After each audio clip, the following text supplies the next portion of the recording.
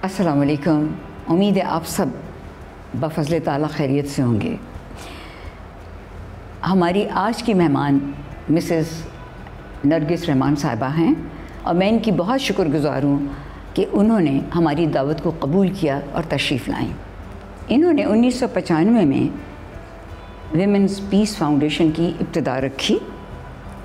نرگس رحمان صاحبہ نے ماشاءاللہ انگلش لٹریچر میں ماسٹرز کیا تھا اور یہ فلاحی کاموں کی طرف راغب ہوئیں. تو آئیے آپ کی ان سے ملاقات کروائیں. السلام علیکم. وعلیکم السلام. میں بہت شکر گزار ہوں کہ آپ تشریف لائیں اور آج آپ سے میں یہ پوچھوں گی کہ آپ خود اپنا تعارف کیسے کروائیں گی. بہت شکریہ مجھے دعوت دینے کا. آپ نے تو مجھ پہ جو ہے احسان کیا ہے کہ آپ کے ذریعے میں ایک زیادہ بڑی آڈینس کو ایڈریس کر سکتی ہوں. اب میں یہ کیا بتاؤں کہ میں کون ہوں. میں ایک اللہ کی بندی ہوں. کوشش کر رہی ہوں کہ اللہ کے راستے پہ چلوں. اور میں نے اپنی تعلیم مکمل تو نہیں کی کیونکہ اس وقت بھی جو ہے میں ایک طالب علم میں اپنے آپ کو سمجھتی ہوں.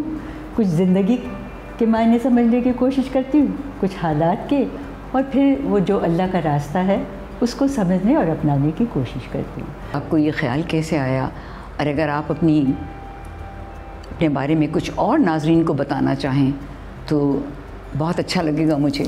اکثر سمجھتے ہیں کہ خواتین ہے صرف اپنے حقوق کے لیے ہی کام کرتی ہیں. جی. یہ بھول جاتے ہیں کہ ان کے حقوق تبھی ملتے ہیں جب معاشرہ جو ہے پرامن رہتا ہے, اور معاشرے میں اگر ترقی ہو تو اس ترقی کا اثر جو ہے خواتین کو بھی لے کے جو ہے آگے بڑھاتا ہے.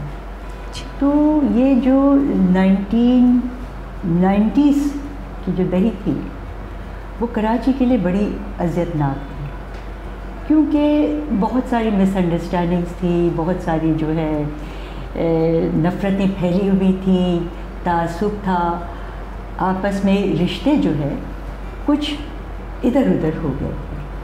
نتیجہ یہ تھا کہ ہم نے جو پاکستان توقع کیا تھا اور تصور کیا تھا وہ ایسا پاکستان ہے کہ جو بھی یہاں آ کے بسنا چاہتا ہے اس کے لیے ایک زمین ہے, بالکل ہی آزاد زمین ہے, جو کہ امن سے وہ جی سکے اور ترقی کر سکے. اپرچونٹی بھی تھی اور ایک فیوچر بھی تھی. تو یہ کافی عرصے تک تو ایسے رہا ہے, لیکن اس کے بعد جو ہے تعصبات بڑھنے لگے. اور یہ تعصبات اسی لیے بڑھتے ہیں کہ دماغ جو ہے وہ الجھ جاتا ہے اور دل جو ہے تھوڑا سا چھوٹا ہو جاتا ہے, اور اس میں جو مس انڈرسٹینڈنگ بڑھتی چلی جاتی ہے. تو پھر ہماری جو بہنیں تھیں جو میرے ساتھ فلاحی کام میں بھی شرکت کر رہی تھی, تو ہم نے مل کے سوچا کہ ہم عورتیں کیا کر سکتی ہیں. تو پھر ہم نے سوچا کہ چلیے ہم جاتے ہیں, جتنے بھی یہ فریقین ہیں سب سے جا کے جو ہے گفتگو کرتے ہیں کہ بہت خوب. تو پھر یہ ایک سمجھ لیجئے ایک گروپ بن گیا, ایک کمیٹی بن گئی, اور اس میں جو ہے ماشاءاللہ پڑھی لکھی خواتین تھی اور اپنے شعبے میں جو ہے بڑی نامور تھی. تو یہ کچھ 27 خواتین تھیں جو مل کے جو ہے یہ کراچی وومن پیس کمیٹی قائم کی.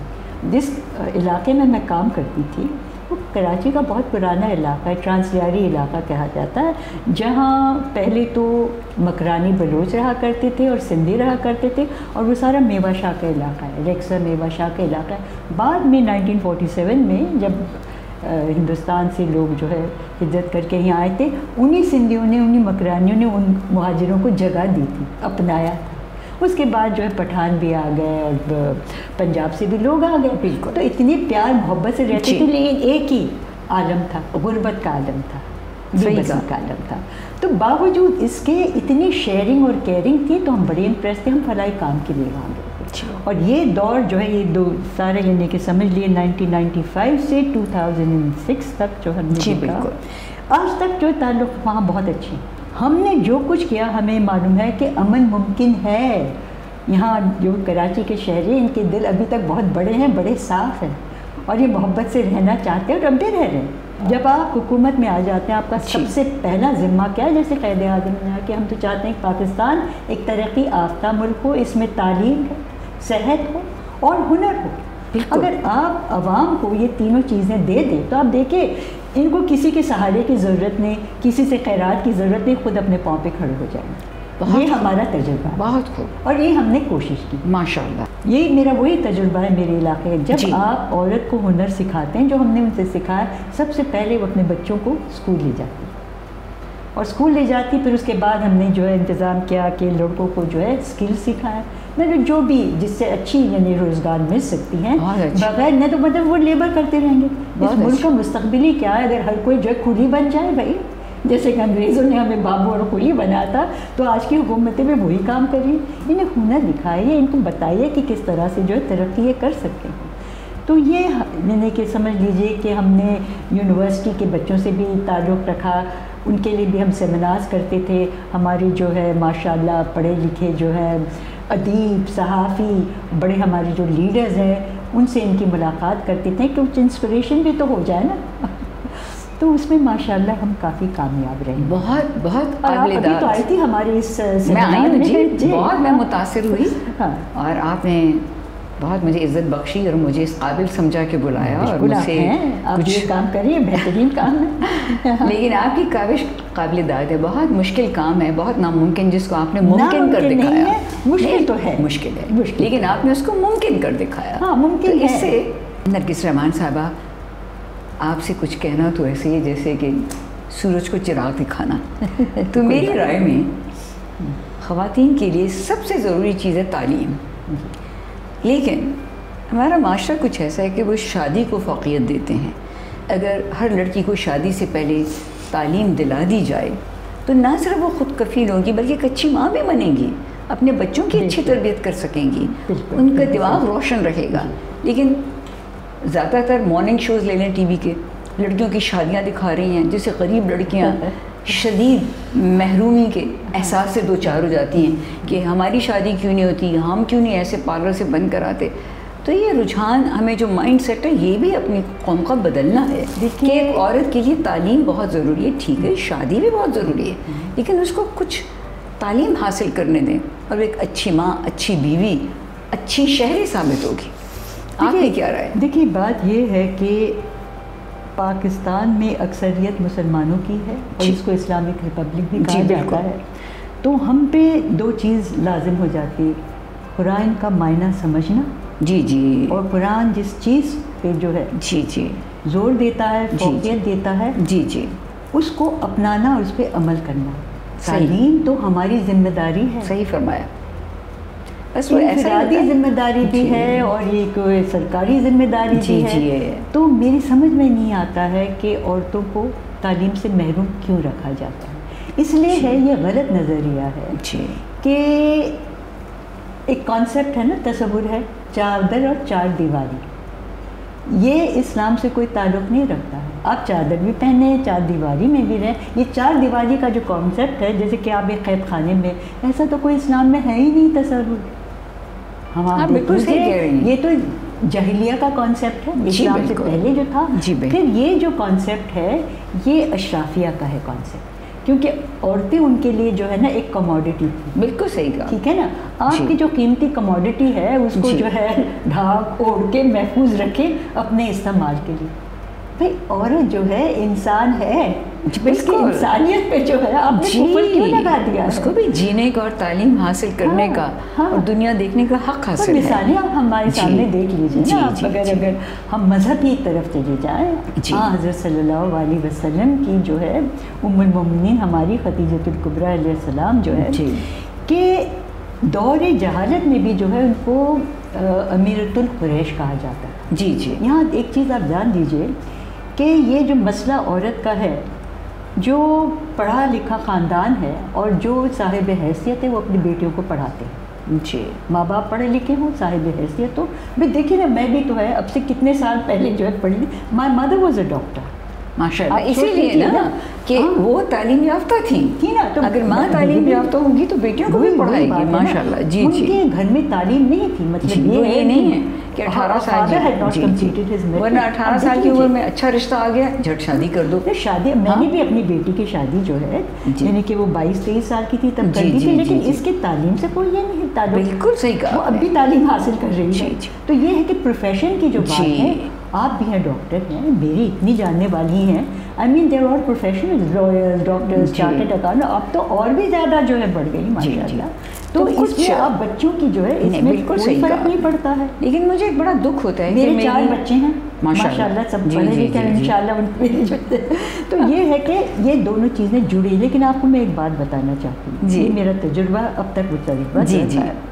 جب ہم نے ان خواتین کو جو، اور میں نے جیل میں بھی کام کیا، کراچی جیل میں بھی کام کیا ہے، تو وہاں بھی ہم نے یہ دیکھا ہے کہ اگر آپ عورتوں کو ہنر ایسے انکم جنریٹنگ انکم، یعنی کہ جس سے وہ آمدنی حاصل کر سکیں، تو جب آمدنی ان کے ہاتھ میں آتی، میں نے کہا نا سب سے پہلے وہ بچوں کو اسکول بھیجتے، بیٹیوں کو بھی اور لڑکوں کو بھی. یہ دیکھیں یہ ہماری مارننگ شوز ہیں نا، ان میں تھوڑی سی اب تبدیلی آنی چاہیے، ہمارے ڈراماز میں بھی آنی چاہیے. اس لیے کہ ہم کیا دکھاتے ہیں، یہ بڑی دقیانوسی بات ہیں. بالکل صحیح. عورت کھڑی ہوئی ہے سارا وقت جو ہے چائے پلاتی ہے. ایک تو چائے پینا صحت کے لیے بہت مضر ہے، پھر عورت کا کام یہ ہے کہ چائے فلاں کے لیے فلاں کی. تو یہ آپ نے کیوں کیا؟ یہ کبھی اس کے ہاتھ میں کتاب نہیں دکھاتے، یا وہ تصویر بنا رہی، یا وہ پروفیشنل ہے، بالکل وجہ فرما رہی ہیں، نیوکلیئر فزسسٹ ہے، یہ سب بتا. وہ بھی جو ہے ایک ماں ہے، وہ بھی ایک بیٹی. بالکل ٹھیک ہے نا، آگے جو ہے اسے بھی نسل چلانا ہے، وہ چلا رہی ہے. اور مائنڈ سیٹ یہی ہے ان لوگوں کا کہ اگر آپ کی بیٹی اور بیٹا دونوں پڑھ کر آئے ہیں تو بیٹی گھر کا کام کرے، بیٹا جا کے باہر کرکٹ کھیلے. ایک بات بتائیے، جی قرآن مردوں کے لیے اور ہے اور عورتوں کے لیے اور ہے کیا؟ ایسا نہیں ہونا چاہیے. وہی تو ہم سب قرآن پڑھتے ہیں. جی بالکل صحیح. جو ہے اللہ بس یہی ہوتا ہے، دولت برابر ہے. اور بہت سی خواتین ڈاکٹر بننے کے بعد چھوڑ دیتی ہیں ڈاکٹر. اگر میں دیکھوں تو میری اگر 80% میری فرینڈس نے کام ہی نہیں کیا، کیونکہ وہ کہتے ہیں بہت اسٹریسفل ہے، ہم بچے سنبھالیں، کھانا بھی پکائیں. آج کل وہ دور نہیں ہے کہ میں نوکر آسانی سے مل جائیں اور وفادار بھی ہوں.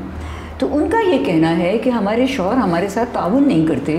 وہ کہتے ہیں بس تم نے بچے سنبھالنا تمہارا کام ہے، کھانا پکانا تمہارا کام ہے. کئی ایسے بھی ہیں جو گھر آ کے پانی کا گلاس بھی نہیں اٹھاتے.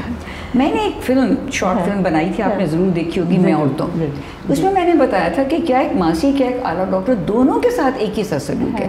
ہمیں اس مائنڈ سیٹ کو روز اول سے بدلنا ہے، اور آپ جیسی روشن خیال خواتین کو یہ پیغام گھر گھر پہنچانا ہے کہ جو بیٹیاں ہیں اور بیٹے ہیں ان کو برابر کا حق دیا جائے. اگر ہم مائیں اپنے بیٹوں کو یہ شعور دیں گی اور ان کو یہ تعلیم دیں گی کہ آپ نے اپنی بیویوں کی عزت کرنی ہے، یہ نہیں کہ بھائی مردانگی اس میں کہ عورت کے ساتھ برا سلوک کرو، یہ مردانگی نہیں ہے، یہ ہمارے اسلام میں بھی نہیں ہے. تو بس آپ نے جو کہا بالکل بجا کہا اور میرے دل کی باتیں کہیں. تو میں آپ سے یہ ضرور پوچھوں گی کہ آپ کی رائے میں کیا پاکستانی خواتین کی حیثیت ترقی پذیر ہے یا نہیں؟ دیکھیے جتنے انٹرنیشنل انڈیکسز ہیں جی اس میں آپ دیکھیے کہ پاکستانی خواتین یعنی کہ انڈیکس میں جو ہے بالکل ہی نچلے درجے پہ. جینڈر پیرٹی انڈیکس دے، جینڈر ایکوالٹی انڈیکس دیجیے. ہم تو یعنی کہ بدقسمتی سے پچھلے 16 سال سے جو ہے بالکل نچلے درجے پہ ہم جو ہے بہت دکھ ہوتا ہے، ٹھہر گئے ہیں. بہت دکھ ہوتا ہے. جی اچھا اس میں کہتے ہیں کہ بھئی یہ غلط ہے.